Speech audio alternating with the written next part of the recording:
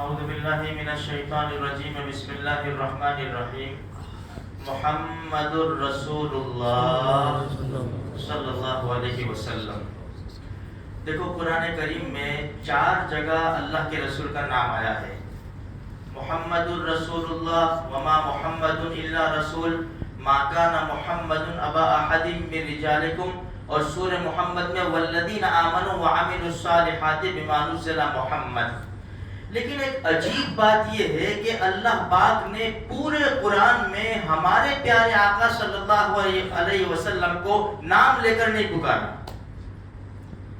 دوسرے انبیاء کرام علیہ السلام کو نام لے کر پکارا، یا داؤد انا جعلناک خلیفہ، یا زکریا انا نبشرک بغلام اسمہ یحییٰ، یا یحییٰ خذ الکتاب بقوہ، یا موسیٰ انہ نبیوں کو نام لے کر پکارا۔ جب ہمارے نبی کی باری آئی تو اللہ نے پیار کیا دکھایا، یا ایھا المزمل، یا ایھا المدثر، اے چادر میں لپٹ کر آرام کرنے والے نبی اٹھے، یا ایھا النبی، اے غیب کی خبریں بتانے والے نبی، یا ایھا الرسول۔ اللہ پاک نے یہاں تک کہ ہمارے نبی کی قسمیں کھائی ہے۔ اللہ پاک کو تو اختیار ہے، جس کی چاہے قسم کھا سکتا ہے، ہمیں صرف یہ اختیار ہے کہ اللہ کے علاوہ کسی اور کی قسم نہیں کھا سکتے۔ اللہ فرماتا ہے لعمرک، تیری جان کی قسم۔ ہم آپس میں کہتے ہیں تیری جان کی قسم، اللہ فرماتا ہے تیری جان کی قسم۔ تو میرے بھائیو، اللہ پاک نے اپنے محبوب کو بڑا پیار دیا ہے، اسی لیے پیدائش سے لے کر جنت میں جانے تک اور اس کے علاوہ جنت کے اندر بھی ہمارے نبی کی بڑی شان ہے، دنیا کے اندر بھی بڑی شان، اور حشر کے میدان میں بھی بڑی شان، اور آگے جتنے بھی مراحل ہیں ہمارے نبی کی بڑی اونچی شان ہے۔ اسی لیے دیکھو دنیا کے اندر ہم تھوڑے سے پیچھے رہ گئے کہ ہم نے اپنے پیارے نبی کو جیسا پہچاننا چاہیے تھا ایسا نہیں پہچانا، ورنہ جانوروں نے ہمارے نبی کو پہچانا ہے، درختوں نے ہمارے نبی کو پہچانا ہے، پتھروں نے ہمارے نبی کو پہچانا ہے۔ اللہ کے رسول فرماتے مکہ میں ایک پتھر ہے، میں اس کو پہچانتا ہوں، جب میں اس کے پاس سے گزرتا ہوں مجھ پر سلام پیش کرتا ہے۔ مشہور واقعہ حضرت جابر ابن عبداللہ رضی اللہ تعالیٰ عنہ کا، اللہ کے رسول کو حاجت پیش آئی، جنگل تھا، دور دور جھاڑیاں تھی، فرمایا جابر جاؤ جھاڑیوں سے کہو کہ تمہارے نبی کو ضرورت پیش آئی ہے، پردے کی ضرورت ہے۔ بس اتنا کہنا تھا، ساری جھاڑیاں زمین کے سینے کو چیرتی ہوئی آئی اور ہمارے نبی کو گھیر لیا، ہمارے نبی کو چھپا لیا۔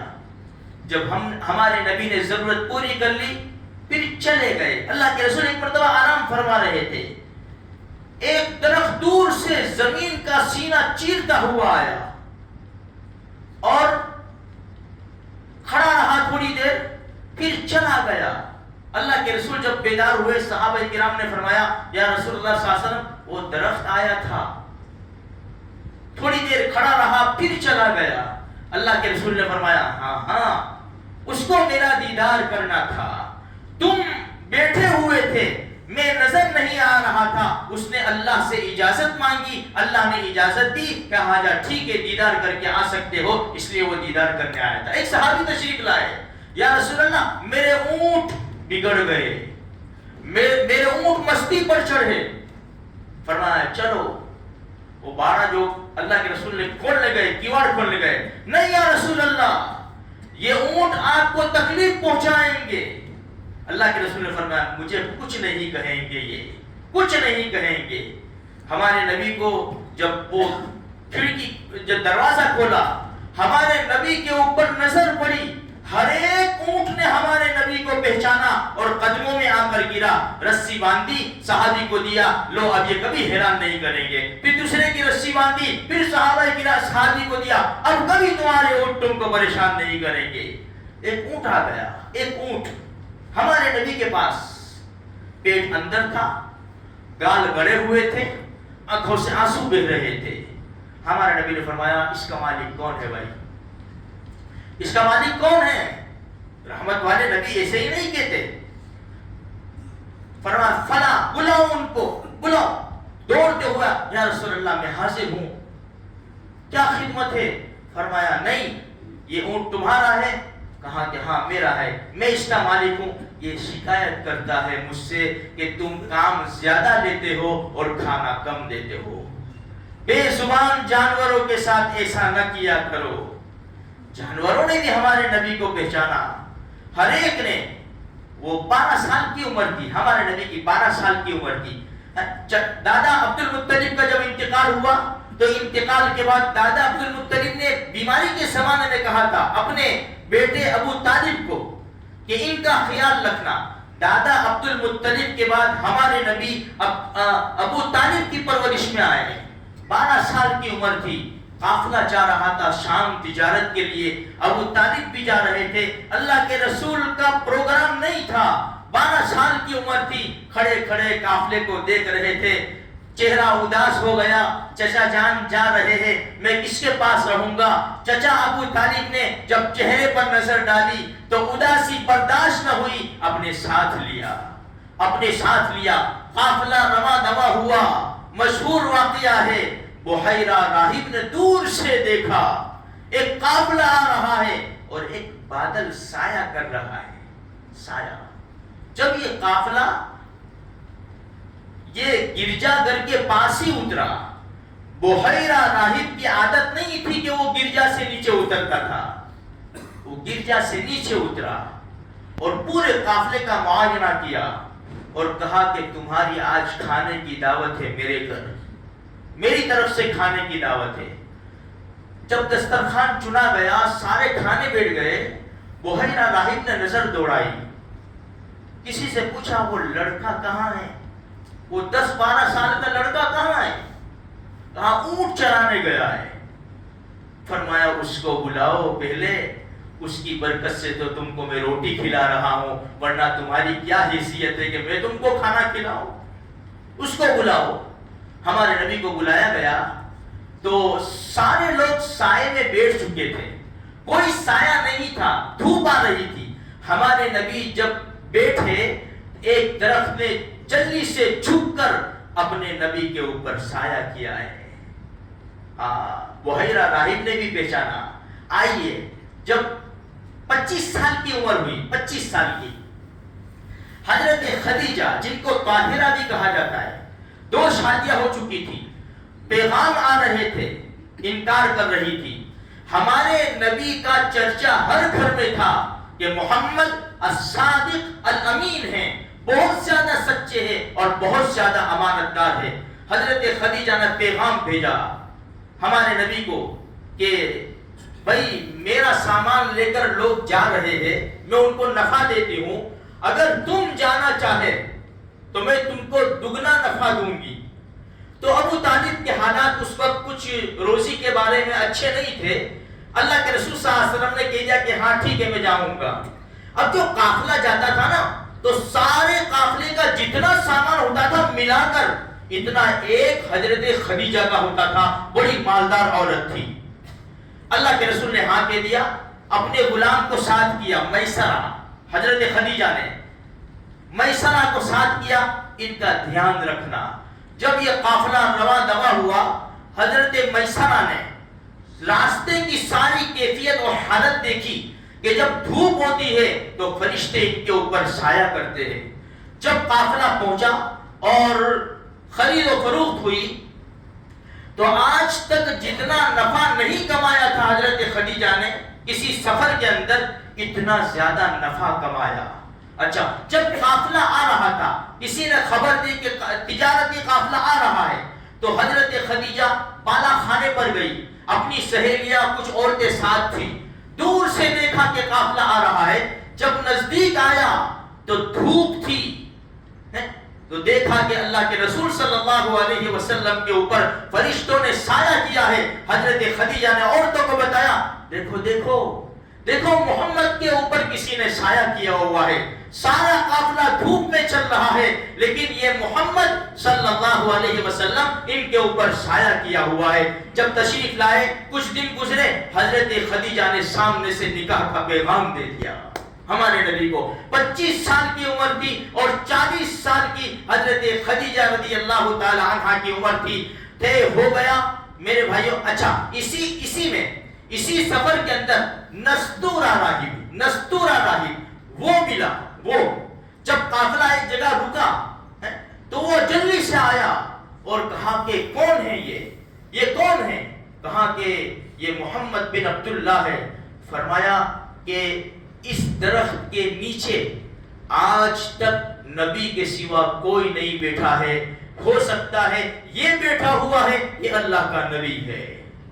سب نے گواہی دے دی میرے بھائیوں، ہم نے بھی گواہی دی ہے، لیکن اعمال کے اندر ہم پیچھے رہ گئے۔ آج 12 ربیع الاول کا دن ختم ہوا، ہم نے زور و شور سے اپنے نبی کے ساتھ محبت کا ثبوت پیش کیا۔ کسی نے غلط طریقے سے کیا، کسی نے اچھے طریقے سے کیا۔ محبت کا ثبوت پیش کرنے میں کوئی آگے نکل گیا، کوئی تھوڑا سا پیچھے رہ گیا، کسی نے دشمن کا طریقہ اختیار کر لیا، کسی نے اپنے نبی کا بتایا ہوا طریقہ اختیار کیا۔ ہمیں اللہ کے رسول کو ہمیں خوش کرنا ہے۔ آج مسلمانوں نے بہت زیادہ دارو خانہ پھوڑ دیا، بہت پھوڑتے رہے، انہوں نے کوئی پرواہ نہ کی۔ میرے بھائیوں، ایمانداری سے بتاؤ، کیا یہ دارو خانہ پھوڑنے سے، ڈی جے بجانے سے لوگوں کو تکلیف ہوتی ہے تو کیا ہمارے نبی کو تکلیف نہیں پہنچی ہوگی؟ دارو خانہ پھوڑنے سے اللہ کے رسول کو ثواب نہیں ملتا، بلکہ ہمارے نبی کو تکلیف ہوتی ہے۔ کیک کاٹنے سے ہمارے نبی کو ثواب نہیں پہنچتا، بلکہ ہمارے نبی کو تکلیف ہوتی ہے۔ یہ سرکاری لائن میں سے ساری روشنیاں لگا کر محلے کو سجا دینا، یہ سرکار کی چوری ہم نے کی ہے، اور وہ بھی محمد رسول اللہ صلی اللہ علیہ وسلم کے نام پر۔ اس سے ہمارے نبی کو ثواب نہیں پہنچتا، اس سے ہمارے نبی کو تکلیف پہنچتی ہے۔ اس لیے میرے بھائیوں، بس مختصر بات یہ ہے، ہماری گزری ہوئی زندگی کی معافی مانگے کہ ہم سے بڑی بے وفائی ہوئی، ہم نے اپنے نبی کو پیچھے رکھا کہ محمد سے وفا تو نے تو ہم تیرے ہیں، یہ جہاں چیز ہے کیا لوح و قلم تیرے ہیں۔ میرے بھائیوں، اللہ پاک نے ہم کو جو نبی دیے، بڑے خوبصورت، بڑے خوبصورت ایک شعر پڑھ کر میں اپنی بات کو ختم کرتا ہوں۔ دنیا کے اندر بہت زیادہ شاعر آئے، کروڑ شعر پڑھے، اللہ کے رسول کی شان میں بھی بہت زیادہ شعر پڑھے، لیکن ایک حسان ابن ثابت رضی اللہ تعالیٰ عنہ ہے، انہوں نے جو شعر پڑھا قیامت تک وہ چمکتا رہے گا۔ اللہ کے رسول کی شان میں انہوں نے کیا کہا؟ احسن منک لم تر قط عینی، نبی جی کسی آنکھ نے آپ جیسا خوبصورت بچہ نہیں دیکھا۔ واجمل منک لم تلد النساء، بلکہ دنیا کی کسی عورت نے آپ جیسا خوبصورت بچہ جنا ہی نہیں۔ خلقت مبرئا من کل عیب، آپ تو ہر عیب سے پاک ہیں۔ کانک قد خلقت کما تشاء، آپ تو ایسے پیدا کیے گئے ہیں جیسے آپ نے چاہا ہو۔ میرے بھائیوں، ایک شعر ہے، ہزار بار بشویم دہن سے مشک و گلاب، ہنوز نام تو گفتن کمال بی ادبیس۔ فرمایا شاعر نے کمال کر دیا اس شعر کے اندر کہ 1000 مرتبہ اگر گلاب کے پانی سے میں اپنے منہ کو دھوؤں، اپنی زبان کو دھوؤں، اور پھر اے اللہ کے پیارے نبی میں آپ کا نام لوں تو بھی بے ادبی ہے۔ اس لیے میرے بھائیوں، اپنی محبت کا سچا ثبوت اعمال کے ذریعے پیش ہو سکتا ہے۔ ہمارے نبی کی بتائی ہوئی زندگی پر، بتائے ہوئے طریقے پر زندگی گزارنے کی پوری کوشش کرو۔ قرۃ عینی فی الصلاۃ، میرے اور آپ کے نبی نے فرمایا میری آنکھوں کی ٹھنڈک نماز میں ہے۔ آج فجر کی نماز الحمدللہ بہت سارے لوگوں نے پڑھی، دیکھو کل بھول مت جانا۔ آج 7 صفحے کی ہماری اس مسجد کی ہم بات کریں تو کل ایسا نہ ہو کہ 2-3 صفحوں پر آ کر رک جائے۔ آج ہم نے درود شریف بہت پڑھا، کل ایسا نہ ہو کہ ہم کل بھول جائے۔ آج ہم نے اللہ کے رسول کی شان میں نعت مبارک بہت سنی، کل گانوں پر مت آ جانا۔ یہ اللہ کے رسول کے دشمنوں کا طریقہ ہے۔